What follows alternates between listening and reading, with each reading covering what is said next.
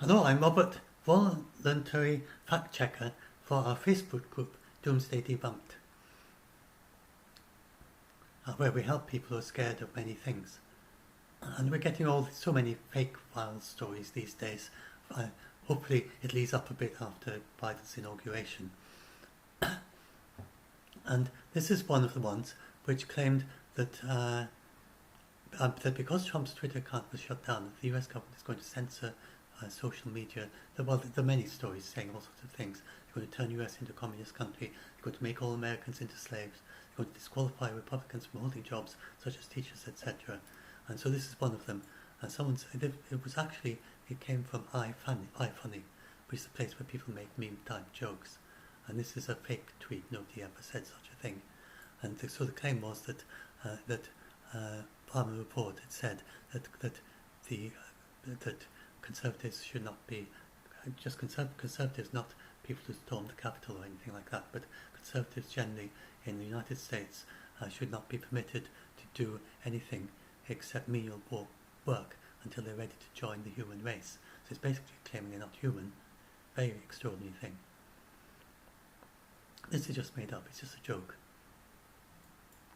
And then someone else saying that's claiming to be, someone else is commenting on that. It's not, nobody actually said that. So, yes, and none of that can ever happen in the United States. So that's the claim that conservatives cannot be teachers, police officers, doctors, lawyers, coaches or bosses. And conservatives can't do menial work until they're ready to join. So that's absolute nonsense. To do any of that is a basic violation of constitutional rights, the United States Constitution, and the laws on non-discrimination in employment is based on the 14th Amendment, which shall abridge the privilege or immunities or deny to any person within its jurisdiction the equal protection of the laws. That would be very unequal to say that conservatives can't be teachers. And then when it comes to the idea that governments could force companies to take down social media accounts, that would be a basic violation of your First Amendment rights to freedom of speech. There's no way that the government is going to be able to force Twitter to take down any accounts. But it's also the other way around. So what actually happened with Twitter? Well, I've talked about that a bit before. And then, so I'll talk about that in a moment. And then so what happens? Because people many of the people I help, even though they're in the United States, have never really quite understood how the US Constitution works, which is not surprising because it's quite complicated. So what happens if a president could issue an illegal executive order? This happens frequently because they don't have any independent legal scrutiny, and it's the same for any president. Trump has done many illegal executive orders. And then once he's made an executive order, then if it's contested, then it's taken to the judiciary. Eventually it may end up in the Supreme Court, and the Supreme Court throws it out and says, no, that's illegal. And that's happened many times. Most of his executive orders turned out to be illegal. Now, the Congress could also vote for an illegal law, because, so this is the division of the three branches. So the President is the executive. He only carries out the bills, the laws that would from the Congress, and then all this is under the US Constitution, and then it's the judiciary that interprets the laws, and they look at what the executive has done to see if it fits the interpretation of the laws. So they're the final thing, and it goes up to the Supreme Court. Now, so Congress, within that legislative branch, they could vote for an illegal law.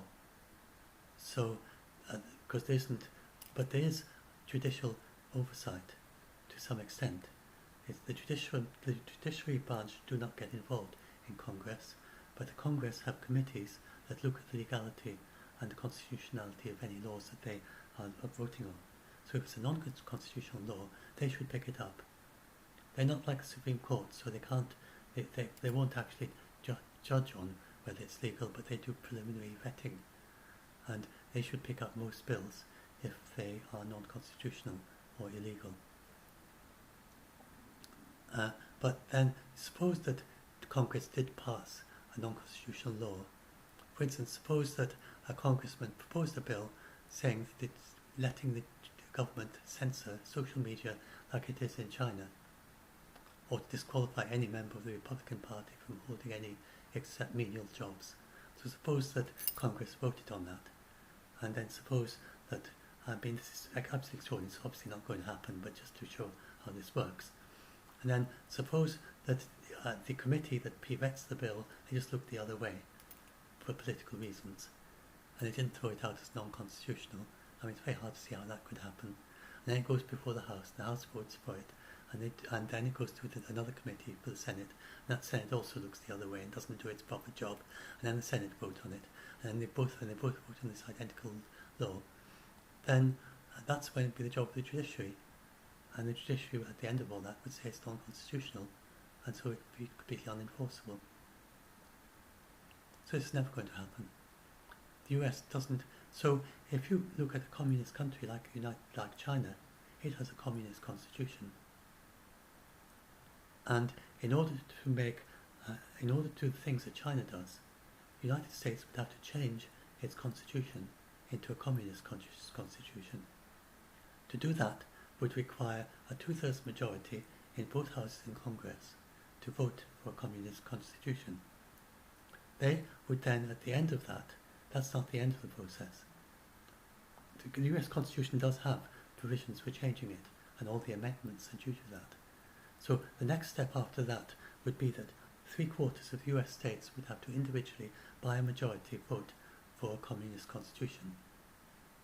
And there'd be a very long process, and there'd be a big debate, and everybody debating, should the United States become a communist country? And then once at the end of all that, they'd work out the new communist constitution, and then all these states would vote for this new communist constitution. Then at the end of that, the United States could indeed become a communist country. But it would require the majority of Americans to want this to happen, and at least 2/3 majority, and not just the majority overall, but a majority in three-quarters of the states would have to want this to happen. So this is not a realistic possibility. There's no appetite in the United States for turning into a communist country. So this is not going to happen. It doesn't matter how many people, there just aren't the numbers of people interested in the United States becoming communist for this to, I can't see it ever happening. So what happened with Trump and social media? And I'll just talk about this briefly now, but I've talked about it before. So the thing is that Trump, when he joined Twitter, he agreed to their no, maybe I haven't explained it quite like this. He agreed to their terms of service, including a clause that says they can change their terms at any time with 30 days notice. So this is why I thought I'd choose a rather fun example. This is actually possible. Trump has signed something, we've all signed something, and Facebook could do the same. They could say, we have, Twitter's, I haven't looked at Facebook's particular terms of service, but I did look at Twitter's, and they could turn themselves into a golf discussion site with 30 days notice. They would just send a notice around to everyone by email and saying, we are going to turn into a golf discussion site. You have 30 days to migrate to another social media host. And then we would all have to migrate our Twitter accounts to some other social media giant. And then after 30 days, there would be a golf discussion site, and they would delete everything that isn't about golf. And they could then ban someone for talking about anything else. They could ban someone for talking about ping pong on Twitter if they turned into a golf discussion site. So this is obviously not going to happen. There's no way that Twitter is going to change. The protection we have is just the commercial success of Twitter, basically. And they're not going to turn into something else because they're onto a good thing. But so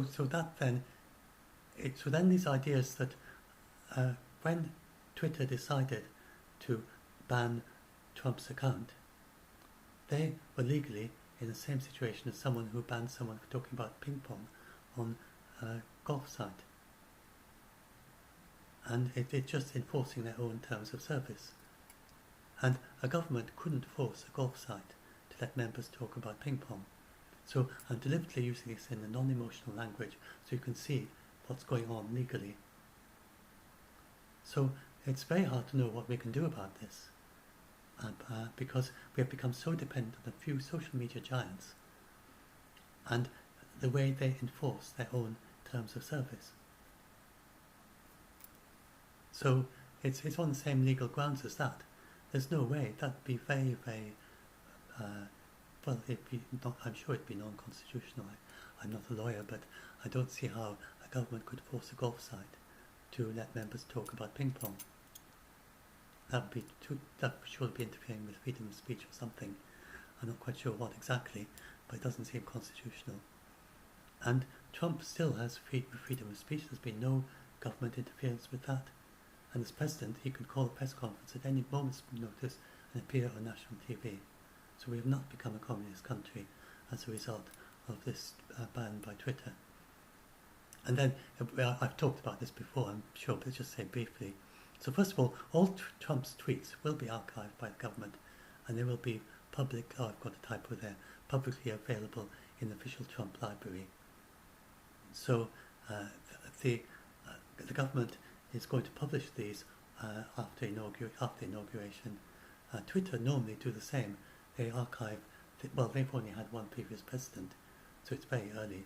They archived President Obama's tweets, and so there's at POTUS 44, and they would normally do a similar one for Trump. They haven't said if they will, but they will all be archived and recorded by the US government in the online Trump library as an official record of Trump's tweets, and they will have everything, including the ones that were deleted and hidden. So all of those you'll be able to see in the official Trump archive by the US government. And the problem was that Trump didn't denounce violence, or I've talked about, I don't want to go on and on about this, I'm sure I've talked about this before, but the problem was that he didn't denounce violence, and then he made various tweets when he didn't say this: we condemn the violence that took place here in the strongest possible terms. We grieve the loss of life in these hallowed halls. Trump has never yet said that he grieves the loss of life, as well as the injuries suffered by those who defended our capital today. And we will always be grateful to the men and women who stayed at their posts to defend the historic place. So Trump eventually condemned the violence only on the second day, the day after, and a week later he said it again. He only said that this doesn't represent what the Trump movement is about a week after it. So he's just been very, very reticent in saying anything. And then he made some tweets that actually seemed likely to, these tweets that Twitter were concerned was going to cause his followers were taking his tweets was the problem. They had evidence that followers were taking these tweets as a reason for violence. Particularly sick by the giant voice, and they will not be disrespected. Now, if you just took that out of context and not going to the inauguration, took that out of the context, it doesn't seem a major thing at all.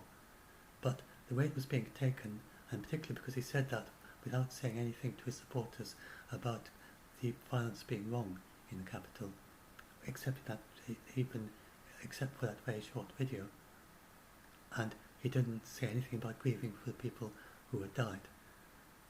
And just in the context of what he didn't say, and then saying these things, that's why Twitter decided that they would take it down. And he only later said no true supporter of mine would ever endorse political violence. He should have said that on the 6th. He finally said that over a week later.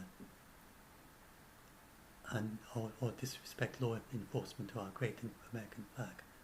And no true supporter of mine could ever threaten or harass their fellow Americans. So he did say that, but only a week later. And that's why Twitter took his account down. As such, our determination is that the two tweets above are likely to inspire others to replicate the violent acts. And the multiple indicators they are actually being received and understood as encouragement to do so. And you had intelligence, which has been, other people have been saying that that there are proposals for secondary attack. So that was it. But then, of course, this raises very major issues. But anyway, I don't want to go into all this. You can read it and find out more. My example of it swapped with Democrats doing all this the other way around. So if you can imagine the other way around, but suppose Hillary in 2017 had encouraged protests at Capitol Hill. Of course, she'd never do that. The difference is that Trump is a businessman, a legislator, and a politician who's been a legislator all their life would never have done what Trump did. They would have far more awareness of the significance of the Capitol, and they would just be absolutely shocked by what their followers were doing if people who claimed to be their followers were doing this. They would have reacted like Pence did, who was a lifelong politician. But if you imagine it the other way around, suppose Hillary Clinton had encouraged protests, and then suppose Antifa, because they're the left-wing very extremists, like the right-wing extremists are the neo-Nazis, and the anti-fascist is is a perfectly okay thing, but Antifa is a movement that calls himself anti-fascist. Anti-fascist, you're just saying fascist is wrong. Obviously, we'd all agree with that, or most of us would agree with that. But Antifa is a different thing. They take it, they're rather extreme, and they're quite violent. Just some of them, and then some of them try to distance themselves from the violent Antifa and say, we are the peaceful Antifa. But it's quite difficult for them to do that because of this long history in the United States. So suppose they'd done that. Suppose they'd stormed the Capitol with guns, killed a policeman, injured many more policemen, and threatened to kill legislators. And they'd said, hang Joe Biden or something, and tried to get Joe Biden to count the votes in favour of Hillary Clinton. In that situation, then if Hillary Clinton tweeted saying she loved her supporters, and they were very special people, at the very moment the Antifa was in the Capitol and claiming to be her followers, and threatening legislators with guns, and interrupting Trump's vote count. And then suppose that she never mentioned them on that day, and then all the events unfolded just as for Trump, but the other way around. There would be no surprise if Twitter suspended Hillary Clinton's account. And if she'd persisted, as Trump did, then she would be blocked. I think there's no doubt about that. That if it had been reversed, and if it had been Democrats doing this, then Twitter would have blocked them too. So it's nothing to do with Twitter being having a Democrat CEO. It's just to do with Twitter being a social media account, and that it says very clearly that the people should not glorify violence. And then feeling very concerned, especially as a US company, that they are hosting an account that they feel is risking leading to more of this happening again in the future, which is surely a factor for them as well. And that's all it is. There's nothing, I don't read anything left or right wing in that. I'm from the United Kingdom. We don't have Democrats or Republicans in the United Kingdom. We are in some ways liberal compared with the United States, so I suppose there is that. But many of the things that even the Democrats are advocating in the United States, we've already got. And other things just not, and things like many of the things that you have in the United States, they're just not practiced for us at all. We're just, so I don't know, I've got no skin in this. I don't vote Republican or Democrat. I don't know what I would vote if I was brought up in the United States with a completely different culture from what I have here in the United Kingdom, because it's just the very things that you have in the United States, the divisions are divisions we don't have here. And so, I mean, in the United Kingdom, we easy to say, oh well, we're all kind of Democrats, but we're not. We're just we're liberal because that's the way that we're kind of liberal compared with the United States, but we think of ourselves as centrists, and we have very strong divisions between the left and the right in the United Kingdom, and we see other countries as we're certainly nowhere near. We see other countries as very left-wing compared to us. So you've got a quite narrow spectrum in the United States in a way, and anything just very slightly that way You say, oh, they're communists. They're not. We're not communists in the United Kingdom. So anyway, and then the Amazon withdrawing support for Parler, then that's even more. That's a very extreme thing. Parler is trying to take out a legal case against Amazon for, and basically what they're trying to do is to compel Amazon to host content that plans, encourages and incites violence. And if they were to succeed, there's no way they're going to succeed. That would be unprecedented, to actually force Amazon to host this content which is against Amazon's own terms of service. Amazon repeatedly asked Parler to take down posts that explicitly were calling for legislators to be killed, assassinated, and media, and people in the media as well.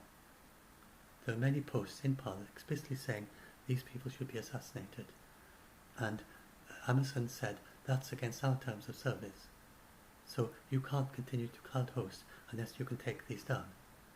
And then some days later, Parler hadn't taken them down, and Amazon served them notice and eventually took them down. And so Parler's no chance of getting back on Amazon, because it would be absolutely unprecedented to force a cloud host to host content that plans, encourages and incites violence. That's Parler posted calling for Pence to be assassinated for carrying out his constitutional duty. He is just a ceremonial letter opener on Capitol Day. He had no constitutional authority to change anything. Just ceremoniously opened the letter, he opened the thing, read the number and read it out. If he'd read it out a different number, then, I don't think they actually got a process in place for that. But if it was ever taken to law, it would just be thrown out immediately. It's just totally a legal thing to do. He looked at the Constitution, and there's no way that he could ceremoniously open the decision of the, read the decision, then read out a different thing from what Congress had decided earlier that same day. So, anyway, so that's that. And there's an awful lot for Trump supporters to process and come to terms with. And so, please, all of us, please remember, it's a difficult time for Trump supporters. It's a huge amount for them to support, to process. It's a huge amount for the Liberals as well, or the Democrats to process as well. So it's a very difficult time. And we've, in our Doomsday Debunked group, we've had an awful lot of very stressed out conversations between the Republicans and the Democrat members of the group from the United States. And both of them have a huge amount of very difficult stuff to process and to go through. And with the Democrats, they have to process all their anger about what happened with the Capitol, and their concerns and worries about what could happen to Biden. And with the Republicans, what Pence has worries about Pence's safety, that fellow Trump supporters are actually threatening the life of Pence. I've got people worrying, contact me who's scared about what's going to happen to Pence from Trump's supposedly not Trump supporters. Really, he's disavowed them completely. And so please, we will have, this will all be over in a few days. There's the National Guard there in force.